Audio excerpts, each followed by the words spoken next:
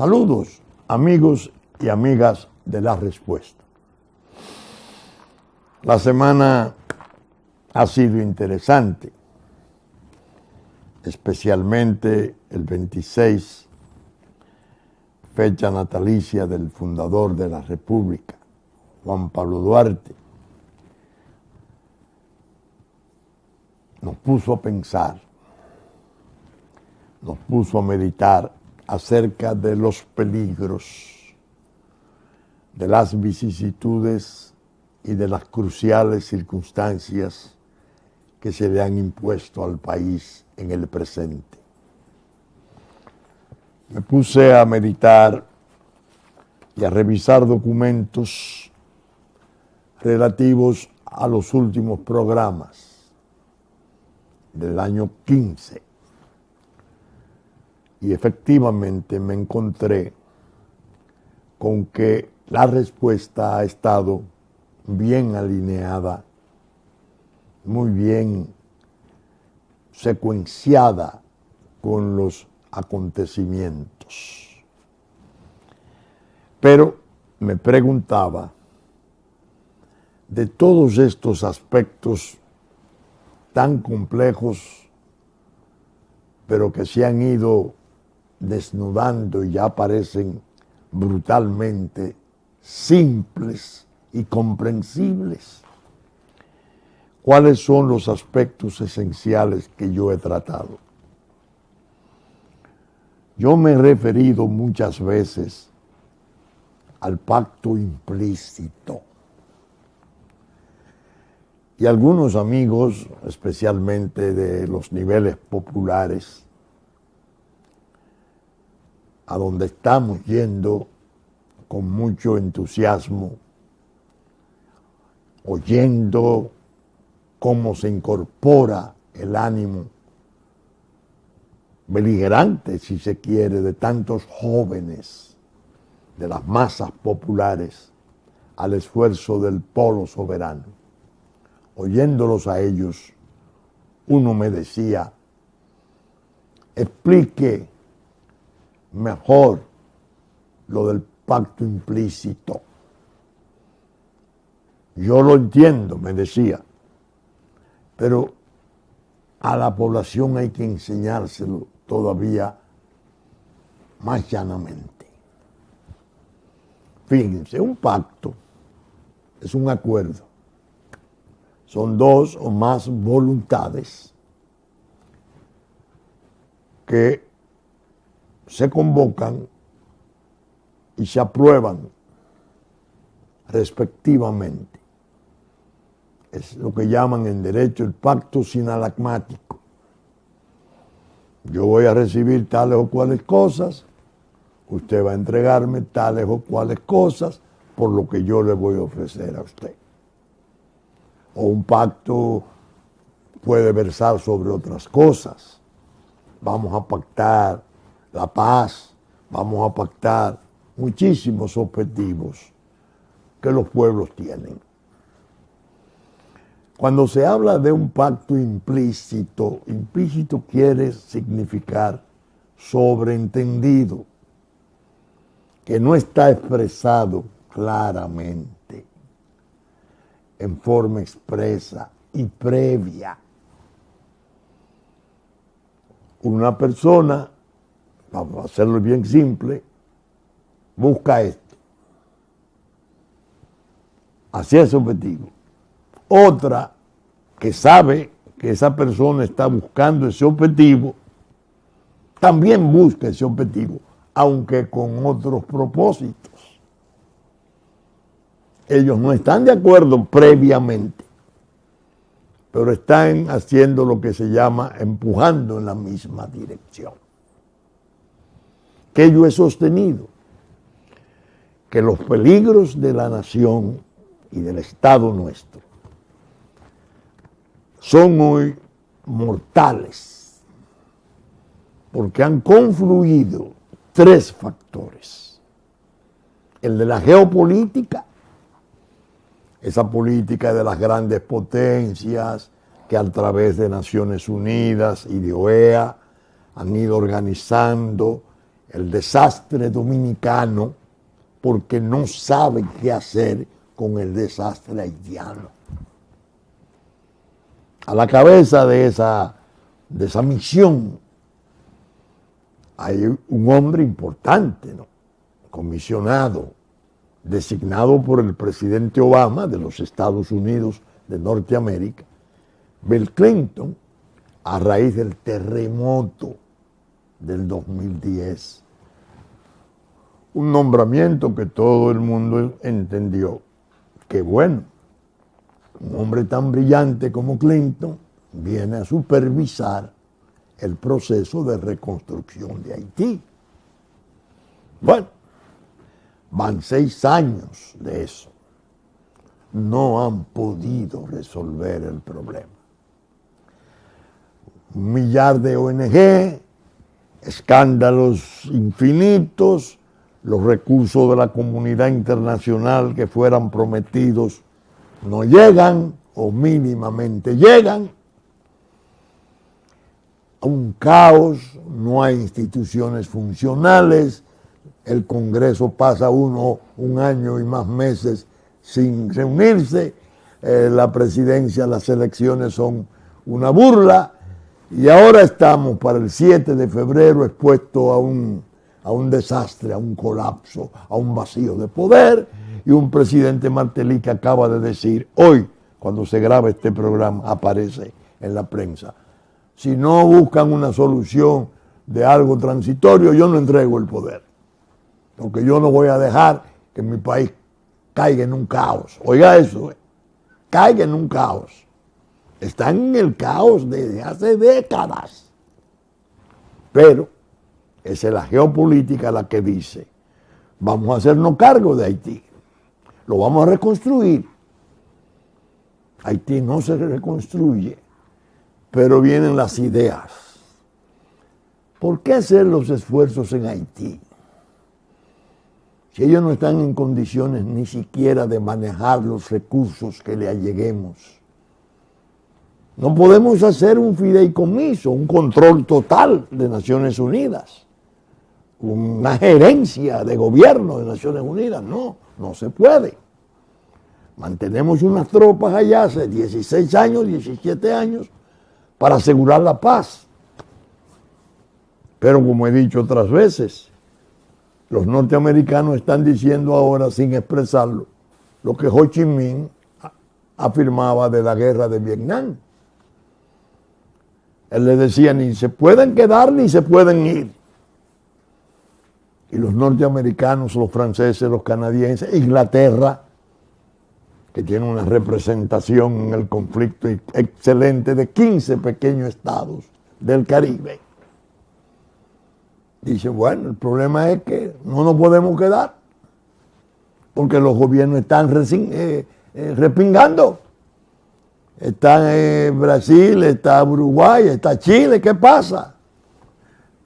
Las tropas están allá, no hay soluciones, no han podido organizar mínimamente. Fuerzas de seguridad, disolvieron el ejército, obra de Clinton. Bueno, pero hay una fórmula. Vamos a darle un país, lo que queda al lado. Ellos están organizados, ellos tienen instituciones, ellos han funcionado y han progresado, pero lo ideal es usar su territorio, sus trabajos de construcción, su agricultura, su empleo general y meter legiones, cientos de miles de sujetos de esta parte del oeste. Y van más lejos. Vamos a borrar esa frontera. Y vamos a hacer una especie de invasión de lo que yo llamo la infantería de marina de los negocios. Efectivamente, revisando papeles me encuentro con un digital que publicaba en el 2015, 25 de febrero del 2015. Bill Clinton y Sean Penn, el actor de cine famoso, el biógrafo del Chapo, que estaba tratando con el Chapo para la película de su vida. presentan proyectos en Haití a Juan Vicini, un miembro de una familia distinguidísima, una familia muy querida del país, que tiene largo más de un siglo siendo codueña del país. Las extensiones inmensas de sus ingenios, sus inversiones petroleras y sus mayores, que eran gente muy prudente,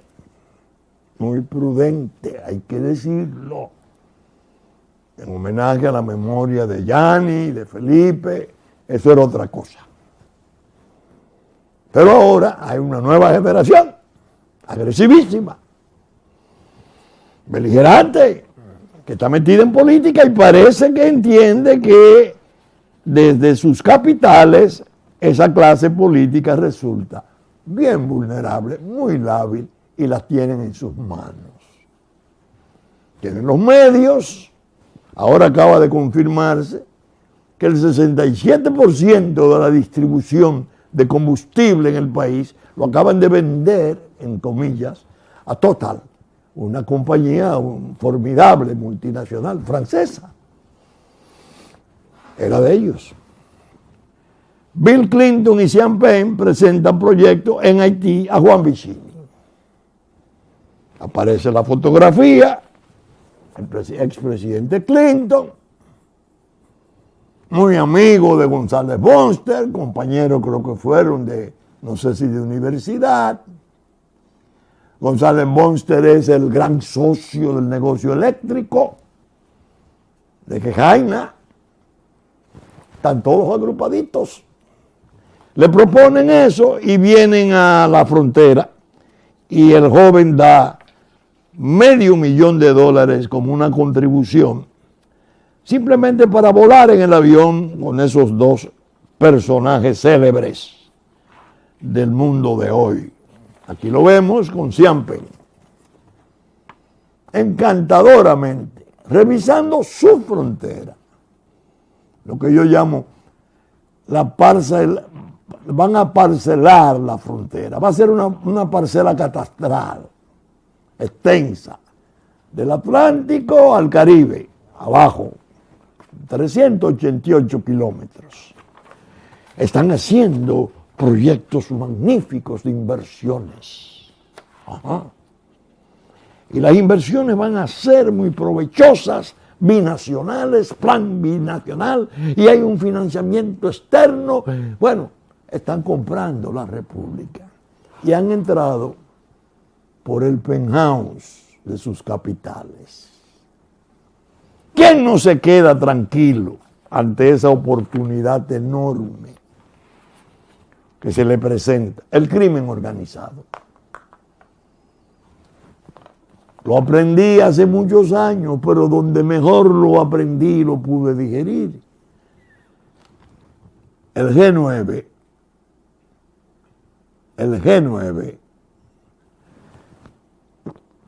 de las mafias en el mundo, de Jean-François Gairaud, un autor francés que fuera durante 11 o más años jefe de la inteligencia criminal de Francia. El narco está en Haití desde hace décadas, desde el tiempo de Duvalier. Es un narcoestado consagrado. Estados Unidos tiene el informe Kerry, del senador Kerry, de entonces actual secretario de Estado de Estados Unidos. Ellos saben exactamente que es un narcoestado, colapsado. Pero necesitan negocios, viabilizar sus negocios. Ahora mismo, sale ayer, nada más. Estaban inaugurando la reposición del puerto de Puerto Príncipe, que se destruyó con el terremoto hace 6 años. ¿Saben ustedes dónde yo me enteré, cuándo yo me enteré de que nosotros habíamos sido tan solidarios con Haití que le habíamos ofrecido a Punta Caucedo y a Jaina para que ellos recibieran todas las ayudas y todas sus exportaciones se pudieran hacer desde esos puertos dominicanos. Cuando el presidente Danilo Medina habló en La Habana, que habló de ese gesto generoso de los dominicanos, yo me puse las manos en la cabeza y dije, ¡ay Dios! Pero con razón, la USLA, cuando celebró el evento aquí en diciembre del año 12, reveló un aumento de un 800% en el tráfico de drogas hacia los puertos de Europa desde República Dominicana. Desde esos dos puertos. Yo no sabía que era que la mercancía y los furgones de Haití iban o venían con la leyenda chequeado de origen. Es decir, lo chequeaban en Haití, pasaban libremente por aquí para Europa. Me imagino que al inaugurar ahora el puerto en Puerto Príncipe, ya la generosidad nuestra se habrá agotado. Ustedes ven el punto. El narco no se podía quedar, pues, al margen de esto. Y lanzan esa ofensiva de la infantería de marina de los negocios, porque es hecho con inteligencia. El canciller haitiano dice, tenemos 81 puntos de entrada por la frontera, 81. Y es tan fácil ir allá a República Dominicana como pasar del aposento a la sala, en la casa. Está en marcha el plan, a todo dar. Naturalmente, ya hablo de geopolítica y de participación de capitales. Capitales nacionales imbricados con capitales haitianos que tienen una índole mafiosa universalmente conocida. ¿Quiénes están en la lucha denunciando esa situación? Los castillos, le llaman los vinchos. ¿Quién le está advirtiendo al país del peligro inmenso que significa esa forma de invasión por aplastamiento, por infiltración masiva, por derrame demográfico inaguantable? Que decía el expresidente de Colombia, don Álvaro Uribe, y así apareció en la prensa, que no era posible mantener a la República Dominicana dentro de esa desgraciada situación de una presencia de ilegales inmanejable, dotados de seguridad de no deportación, con un gobierno que le ha rendido pleitesía genuflexa a los propósitos del extranjero y viola su constitución y no deporta al ilegal. Y a este le basta decir, yo nací aquí para abolir la constitución dominicana. ¿Quiénes son los que están luchando contra esa situación? La Fuerza Nacional Progresista. Ese pequeño partido, el mismo del 95, que promovió en conferencia expresa como tesis la necesidad del Frente Patriótico, que señaló a Leonel Fernández, que después Juan Bosch y Joaquín Balaguer consagraran en pacto, y que tiene un cuarto periodo de poder como partido. Llega ese cuarto periodo, todo se descalabra y ese partido se aparta del gobierno y se aparta de la alianza de 22 años.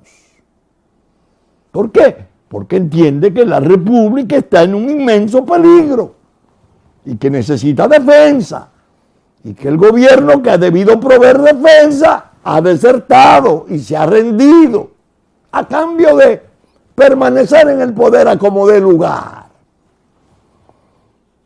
una reelección incalificable, violaciones temerarias de la Constitución. Dicen los propios miembros del gabinete en libros, operaciones repugnantes, mercantiles, de compra de conciencia de legisladores. Una cosa horrible. Entonces, esa fuerza, dice un santero brasileño, que es un encargado formidable de la promoción del gobierno y de la propaganda electoral, que por cierto está siendo investigado en Brasil por 16 millones de dólares que le fueran transferidos supuestamente desde África por la República Dominicana. Ese santero les dice a la gente del poder: si los temas de soberanía y familia, los vinchos los siguen trabajando, se pierden las elecciones. Hay la necesidad de borrar a los vinchos del mapa. No existen. Ni Goebbels, el siniestro propagandista de Hitler, tenía determinaciones tan terminantes, tan letales. Bórrenlo, mátenlo. No existen. Entonces, yo veo las encuestas y pienso, este joven que pagó, que yo estoy enseñando, $500,000 para recibir las indicaciones de Clinton y de Sean Penn sobre los negocios en la frontera, ¿sería capaz de proveer fondos para que los trabajadores de campo de las encuestas sencillamente den por inexistente a los castillos? Claro que sí. En tiempo de zafra. Entonces aparece una que se sabe que es del ideólogo de esos capitales, siniestro, por cierto, muy siniestro. El que digo que si él fuera haitiano votaría por Danilo Medina, porque es el que está dando los papeles. Está en el plan, en el macroplan de destrucción de la República Dominicana. Después aparece otra y no nos borra totalmente. Pelegrín existe. Existe la Fuerza Nacional Progresista, pero sí, 0.1. Y naturalmente viene Danilo Medina, un 57, el otro Abinader, un 38. Bueno, porque todo eso es manipulado. Decía mi hijo Juárez con muchísima propiedad en el programa de Lenzi Casagara. Observa que en la página 1 de esa última encuesta de Asisa dice 54% aprueba, 57% aprueba a Danilo Medina. ¡Qué bien! En la página 2, cuando se habla de ¿usted cree que vamos mal y se necesita un cambio? El 61% dice que sí. ¿Cómo se compatibiliza si usted está tan alto que los que quieran el cambio sean más? Pero todo eso es Atari, eso es estafa.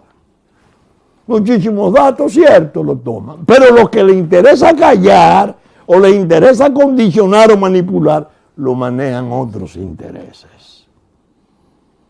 Ahora bien, cuando yo hablo de la geopolítica, el narcotráfico internacional,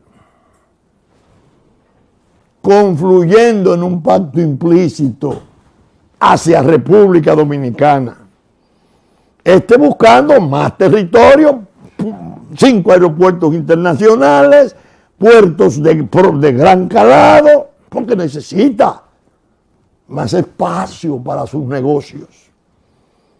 Con la complicidad, más que con la complicidad, con la tolerancia de coautoría del gobierno. Yo me pongo a leer cosas que he tratado y digo, ¡ay Dios! Déjame repetirle al país esto para que entienda algunas de las cosas que están pasando en el vecindario. En esta obra de Jean-François Gaillot, el G9 de las mafias del mundo, en la página 21, en su introducción, se lee esto. Esta ceguera ante el fenómeno delictivo llega a ser culpable cuando se sabe que el crimen organizado ya es uno de los protagonistas más importantes de los auténticos conflictos modernos. Y no se trata de conflictos militares, sino civiles, es decir, criminales. Traemos a colación uno de tantos ejemplos. En febrero del 2004, Jean-Bertrand Aristide, primer presidente de Haití elegido democráticamente, huye del país a causa del estallido, conjugado de una rebelión armada y las presiones de la comunidad internacional. ¿Cómo analizar este acontecimiento político? Fue una victoria sencilla y simpática de una oposición cansada de los métodos dictatoriales de un presidente elegido en las urnas. La respuesta es negativa. En realidad, Jean-Bertrand Aristide había convertido a Haití en un narcoestado. Y por su parte, los rebeldes también tenían fuertes intereses en el tráfico de cocaína procedente de los carteles colombianos. ¿Qué buscaban los sublevados? La libertad. La libertad o el reparto de la renta criminal originada por el tráfico de droga. Es posible que ambas cosas. El Gay Felipe, que lo derroca, ahora aparece en medio de los desórdenes con una metralleta, preparando un asalto de poder, lucha de carteles. De los carteles, no solamente latinoamericanos, no, de las grandes mafias del mundo que vienen desde el tiempo del viejo Duvalier. Así están libros notables. Esos dos factores, capital, geopolítica y crimen, en un pacto implícito, son los que están usándose en estos tiempos para demoler a la República Dominicana. No son los portaaviones, no son los jets rápidos, no son los Black Hawk, no. Eso se iba a intentar. Consiguieron con el gobierno un pacto militar, secreto, silente. En enero del 2015 lo estaban pasando por debajo de la mesa. Tenían un inconveniente que había que someterlo a consulta. ¿A dónde? Al Tribunal Constitucional, que salvó el honor de la República y lo declaró inadmisible, sin reciprocidad, por tiempo indefinido. Bueno, una cosa horrible. 800 hombres militares formales y contratistas. Cuando la guerra de Afganistán, miles de contratistas llegaron primero que los ejércitos. ¿De dónde iban? De gente muy valerosa, de los servicios enormes de inteligencia norteamericanos, de la CIA. Estuvieron primero que los ejércitos. Comprendan ustedes lo que es la palabra contratistas. Ese Tribunal Constitucional, repito, salvó la República. Pero en la semana, su presidente Milton Ray Guevara pronuncia un discurso fabuloso y habla de la conspiración existente contra esa y las otras altas cortes, entiéndase, Tribunal Superior Electoral y Suprema Corte de Justicia. Porque es un plan vasto que lo comprende todo. En medio de esto, la agenda país, ¿cuál es? El peligro, los daños. Pero los partidos se entretienen. Agenda para ellos no es el país. Son sus divisiones, son sus compraventas. Este se metió hoy, el otro, no, este se pasó, este no se pasó, este dice.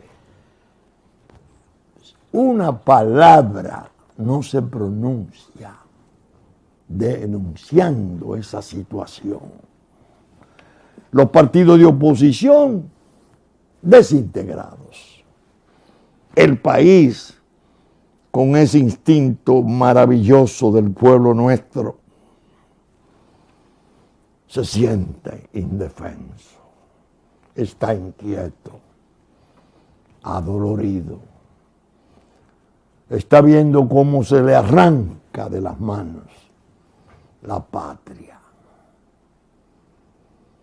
¿Quién puede defenderla? Nosotros en la Fuerza Nacional Progresista dijimos desde que nos fundamos en el 80, solo seremos una fuerza de testimonio y eventualmente una fuerza de relevo. Y así lo hicimos. No hicimos el relevo personal que mucha gente entendió. Una vez desaparecidos los grandes líderes seremos nosotros. No. Sugerimos quién podía ser. Leonel Fernández. 3 periodos. Ahora nos toca convocar de nuevo. ¿Qué decimos? Tenemos el candidato mejor, el más preparado, el de cualidades sencillamente excepcionales. La bonomía, la decencia, la honradez, la humildad, el concepto que tiene de la vida, los valores que maneja, sus creencias, el mejor candidato. Pero somos conscientes de que acabamos de separarnos de una alianza de 22 años y no tenemos la estructura organizativa para poder hacer una lucha política en base a nuestro candidato, que es el más valioso, es el mejor dotado. Y ustedes habrán de verlo o saber de él en los debates, si es que ya no lo conocen por su paso por la Cámara de Diputados durante 20 años, produciéndole al país beneficios inmensos con leyes de vanguardia, como aquella del Estado archipelágico, que le daba al país decenas de miles de kilómetros cuadrados de plataformas submarinas, donde está el petróleo. Que Inglaterra está bravita porque saben lo que hay en la parte nuestra, en Caico. Ese es el candidato nuestro. Pero dijimos con mucha modestia, lo que hay que hacer es convocar a un pueblo soberano, las fuerzas sociales y políticas necesarias. De ahí tienen que salir las legiones de defensores del país. ¿Qué ha pasado? Que las iglesias cristianas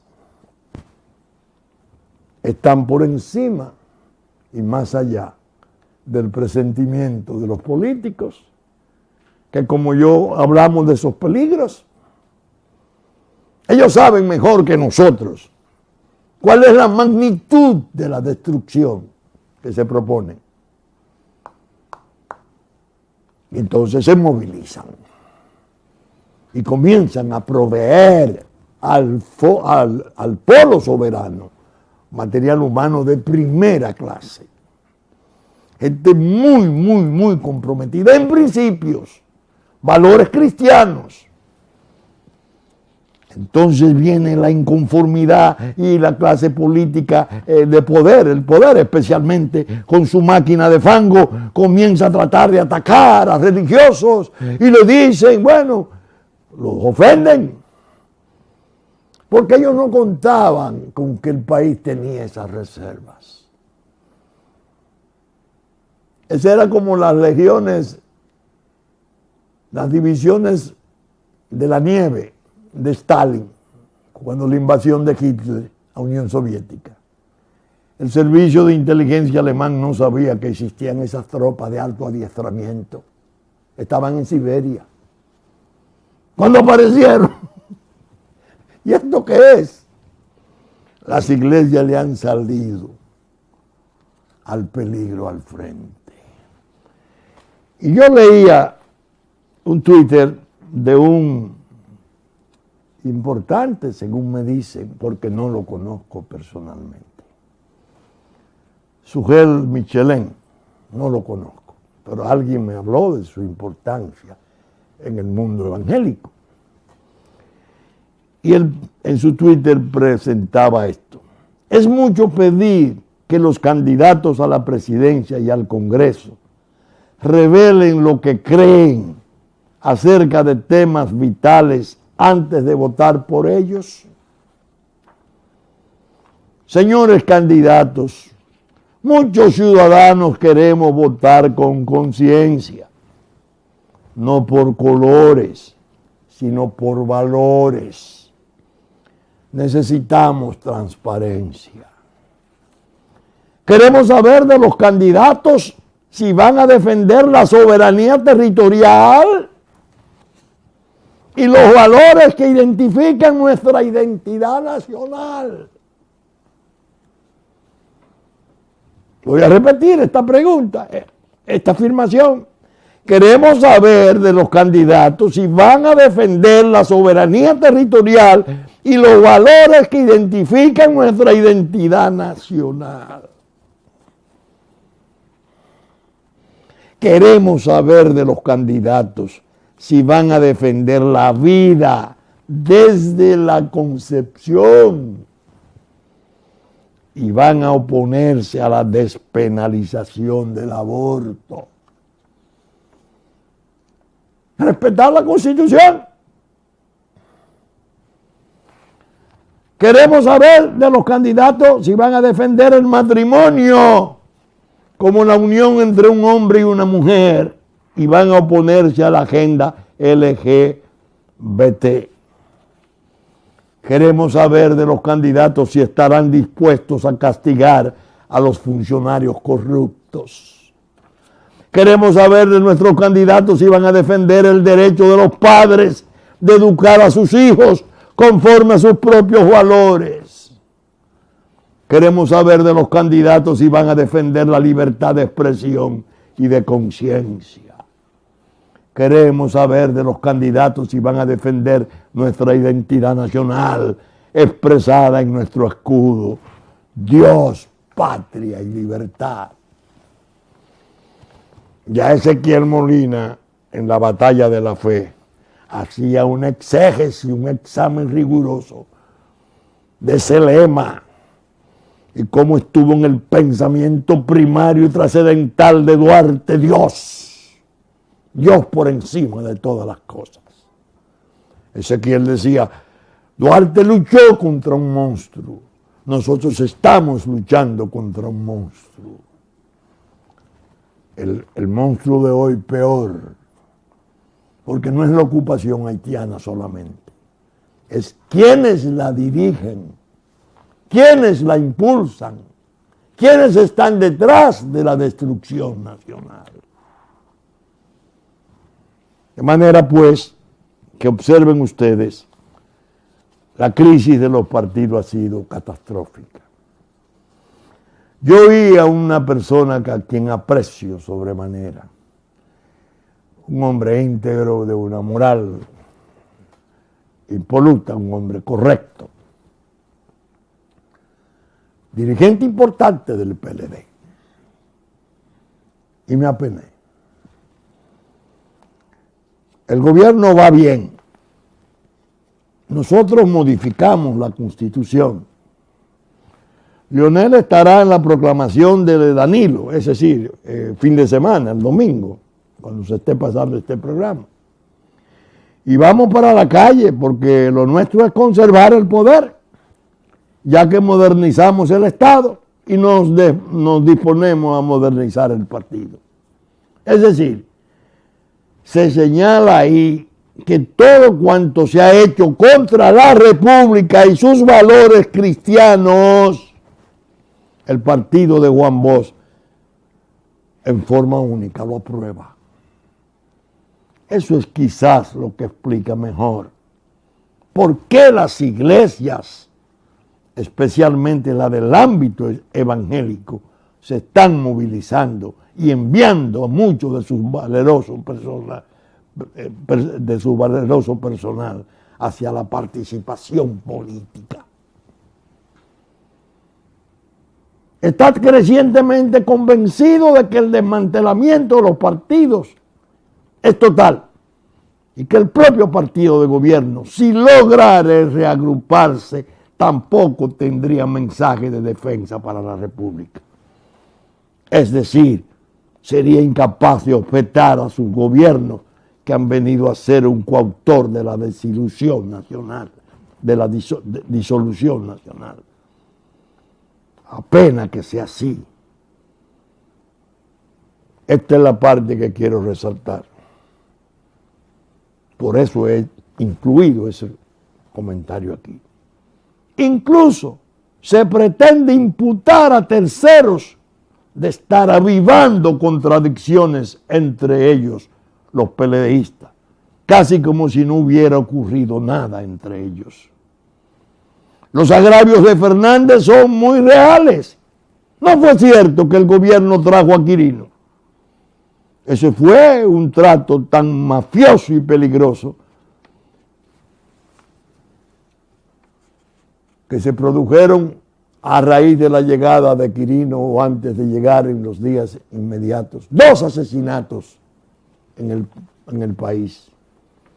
Una querella increíblemente alarmante de amenaza de muerte de quien fuera su esposa, y un ministerio público que había arreglado todo, una procuraduría que se estableció en el consulado de Nueva York para traer a aquel capo, arreglándole incluso sus documentos de identidad, su acta de nacimiento sin sentencia. Esa procuraduría se prestó para apañar y callar esos casos. La muerte de Alvin Prat y la querella de Diomari Marmolejos, porque no se podía tocar ni con el pétalo de una rosa al capo, porque venía una misión histórica, destruir al presidente de ese partido. Destruirlo, como hoy deben de estar haciéndolo, porque no solo lo destruyeron en la honra, sino que lo quieren machacar en la dignidad. Y presentarlo ahí, en la coronación de la reelección, levantando la mano, porque él es del partido. ¿Y la República dónde está? ¿Y el país dónde está? ¿Cómo es posible que entonces se diga que terceros quieren dividir? No. Nosotros tenemos la fuerza moral, y particularmente yo, de que nadie abogó por la unidad nacional en la forma en que yo lo hice. Y la unidad entre ellos dos, los dos líderes de ese partido, por cartas, en manifestaciones, programas de radio y televisión. Y fui desoído. Pero en la hora en que se produjo la gran desgracia del presidente de ese partido, que lo expusieron al horror de todas esas acusaciones bajas que finalmente el propio capo se encargó de desmantelar y señaló al Palacio como el que le iba a entregar 200 millones de dólares, como ya en efecto le ha entregado la finca y le ha devuelto bienes. Los que salieron a defender el honor de ese hombre acorralado fuimos nosotros. De ese comité político no se oyó una palabra de defensa para el presidente de ese partido. De manera que no somos terceros, insidiosos. ¿A qué le temen? A que Juan Bosch sembró, como siempre ocurre, en los mejores corazones de los partidos, en la gente fiel a ideales, en los que no han desertado de su pensamiento. Y le temen a que ese PLDismo herido en la forma en que lo fuera, desconsiderado en la forma que lo fuera, nos llegue a ver a nosotros amablemente y hagan un ejercicio de conciencia diciendo, pero bueno, los vinchos han respondido más en la hora difícil en que el partido se desintegraba desde adentro,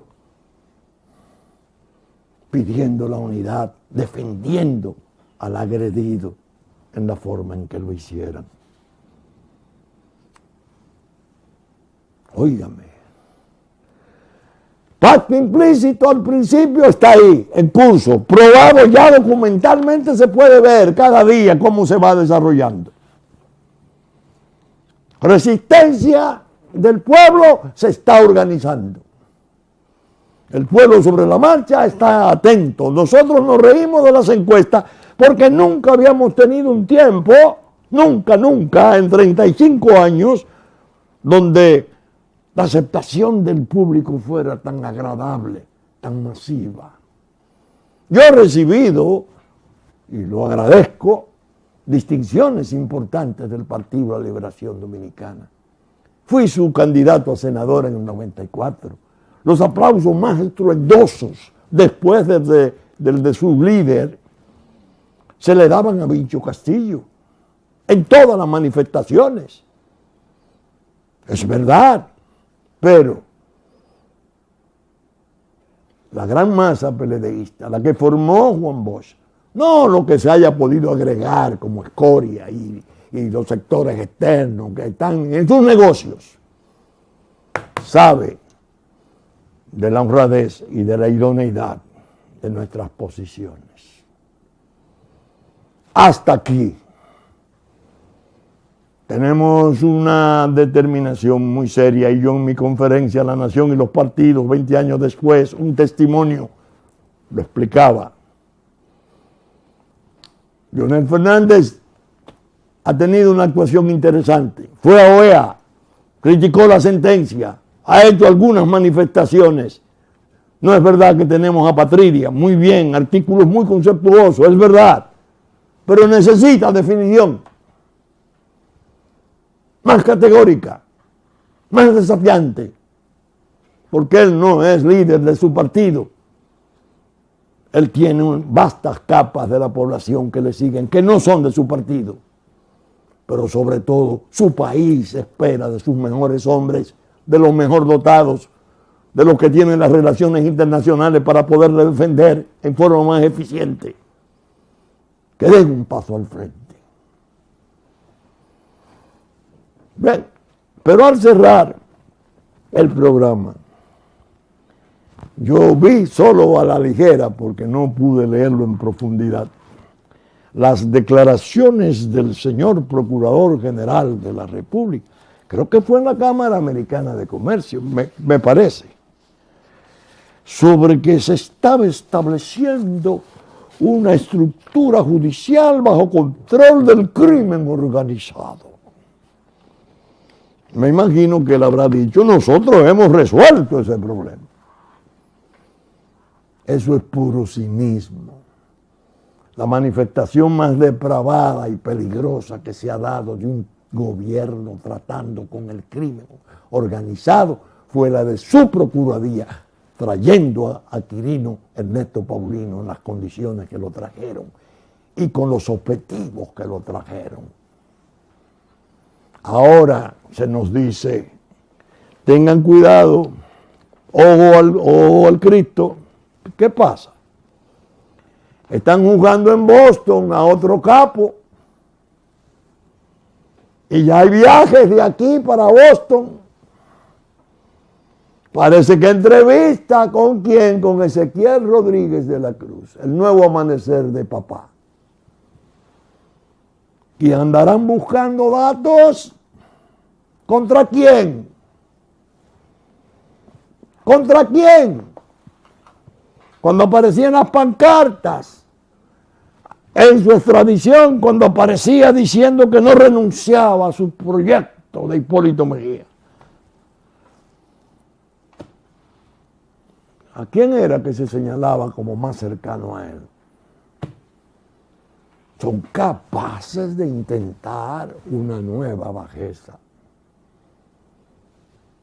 Porque ese es el comportamiento mafioso. Que desgraciadamente esa autoridad que aspira a venderse como una especie de salvador de la integridad moral del aparato judicial que lo liberó del crimen organizado, fue la que tuvo el trato peor. El mal ejemplo peor lo dieron ellos.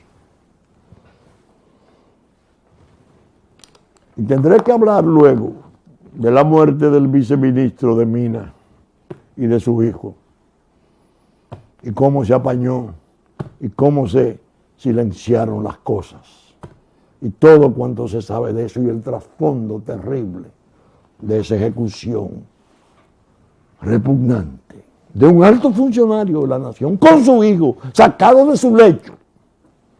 ¿Y cuál fue el comportamiento de ese ministerio público? De manera que,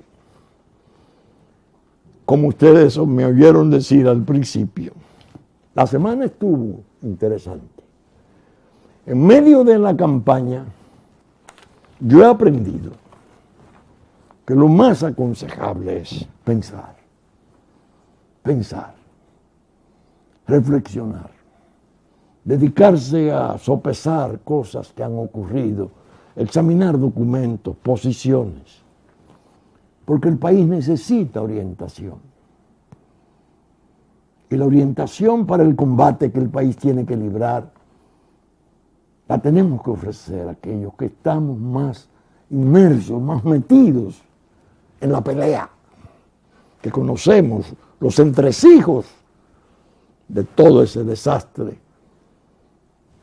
del sistema de partidos políticos y de toda esa vergüenza que le estamos ofreciendo al mundo, dejando a nuestro pueblo a merced del desprecio del mundo, del desdén de la humanidad, como pueblo inservible, xenófobo, persecutorio, siendo todo lo contrario, un pueblo sacrificado y generoso como el nuestro. Así pues, que saben ustedes que estamos saliendo por Supercanal 33, 3 del cable. Y para la costa este de Estados Unidos, por Supercanal Caribe.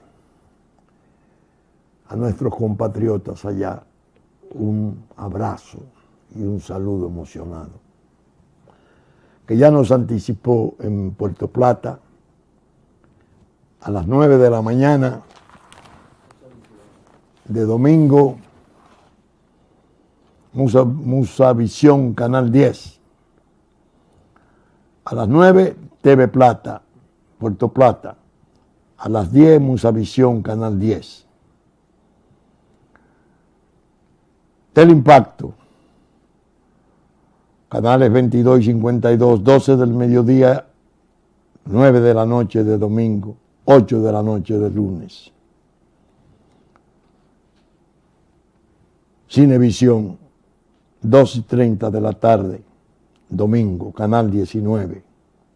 Telefuturo, canal 23, 8 de la mañana de domingo. Telenor, San Francisco de Macorís, canal 12, 6 de la tarde, 12 del mediodía de domingo. Teleuniverso, canal 29. CV Visión, canal 18, Higüey, Puerto TV, canales 3 y 12 de La Romana. Canal 8, Montecristi, Cablevisión. Canal 10, Telecable Sabaneta. Unicomunicación Constanza, canales 14, 17 y 8. Que nuestros contenidos son reproducidos por Diario Horizonte de New York, Diario Digital Dominicano, y la radiodifusión estará a cargo, como siempre, de Radio Real de La Vega, en la versión central del domingo a las 11 de la mañana. Hit 92 para el sur de la República, domingo a las 9 de la mañana. Con la gracia de Dios esperamos estar con ustedes el próximo domingo en la entrega de una nueva respuesta. Muchas gracias y hasta entonces.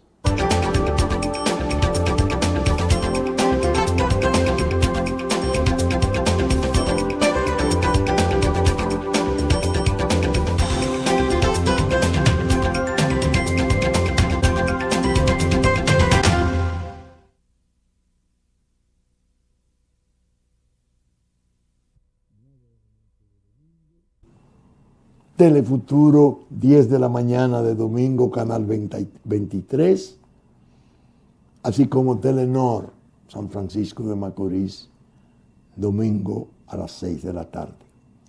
Diario Horizonte de Nueva York, Diario Digital Dominicano, son los que se encargan de subir nuestros contenidos a página.